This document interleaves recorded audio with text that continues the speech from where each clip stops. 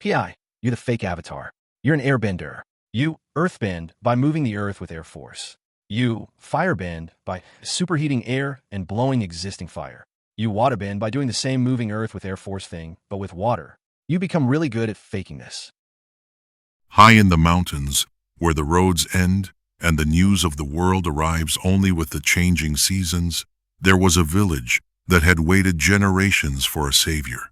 They called it Jambu's Hollow, tucked into a fold of ancient peaks where mist clung to the rooftops each morning like a memory refusing to fade.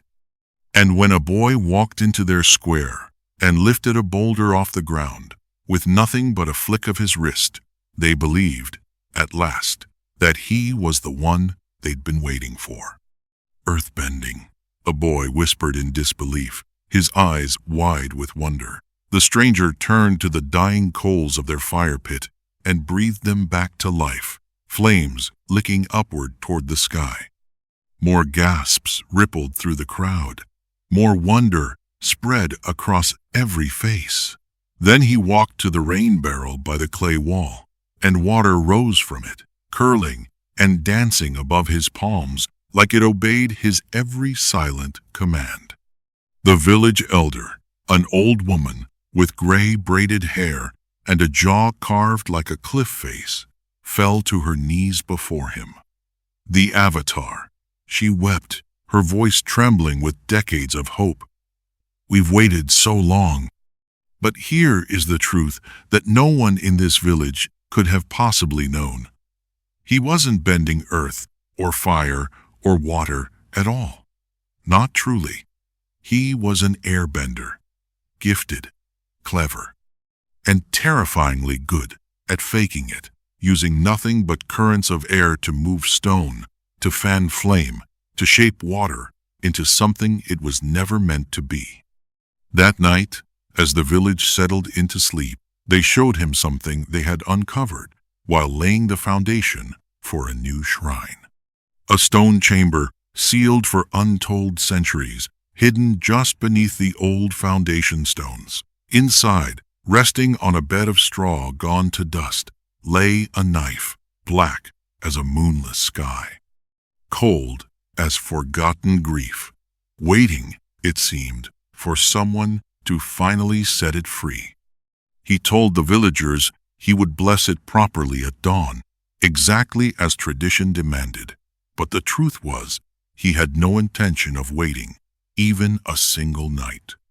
Under a sky with no moon to guide him, he slipped from his hut alone, moving through the darkness like a man who had done this kind of thing before. He lifted the heavy stone slab in complete silence, careful not to wake a single soul in the village. And the moment his fingers closed around the blade, warmth spread up his arm, spreading through his chest like fire finding dry wood.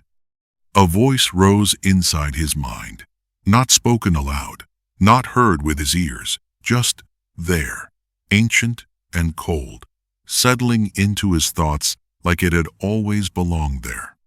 It told him he was not who it had expected, that his soul felt unfamiliar, foreign, wrong, somehow. Every instinct in his body screamed at him to drop the blade and run as far and as fast as his legs could carry him. But curiosity, as it always did with him, won out in the end. He asked the voice, quietly, what exactly it wanted from him. It answered almost instantly, as if it had been waiting a very long time to be asked. Purpose, belonging, strength enough to rival the avatar herself. And strength, he admitted to himself, in that dark and silent shrine, actually interested him a great deal. The voice made him an offer then, one wrapped in temptation and danger in equal measure.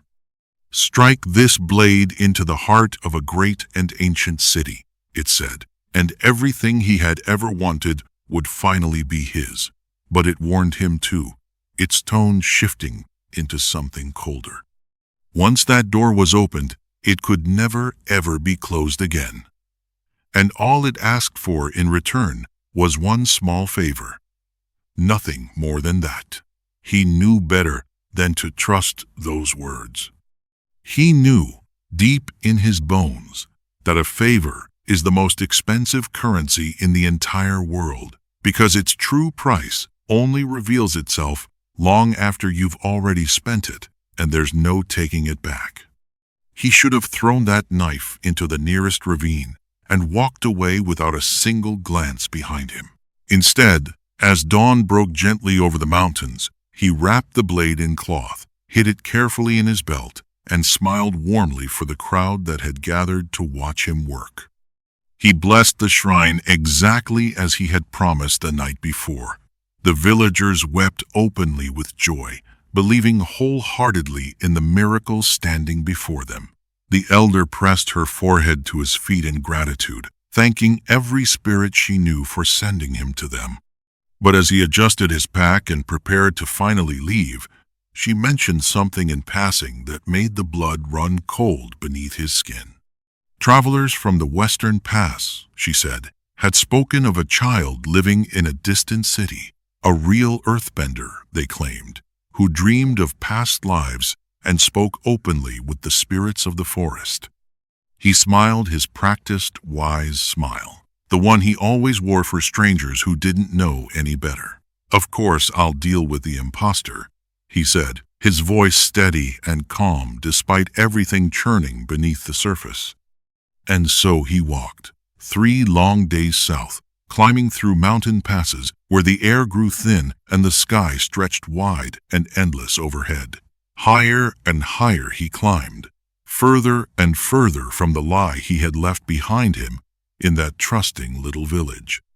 On the 4th morning, exhausted and alone, he finally reached a cliff where the land dropped sharply into the endless sea below. And there, standing at the water's edge, far beneath him, was a girl with dark hair caught and pulled sideways by the wind. He knew, in an instant and without any doubt, exactly who she was. The real one. The one the entire world had been waiting for, not him. For a long, quiet moment, the two of them stood beneath the very same sky, watching the very same ocean meet the very same horizon. Two strangers, completely unaware of each other's presence, separated by nothing but distance and a secret neither of them yet understood.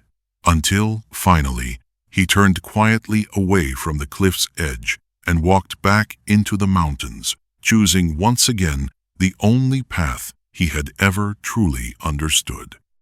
The path backward.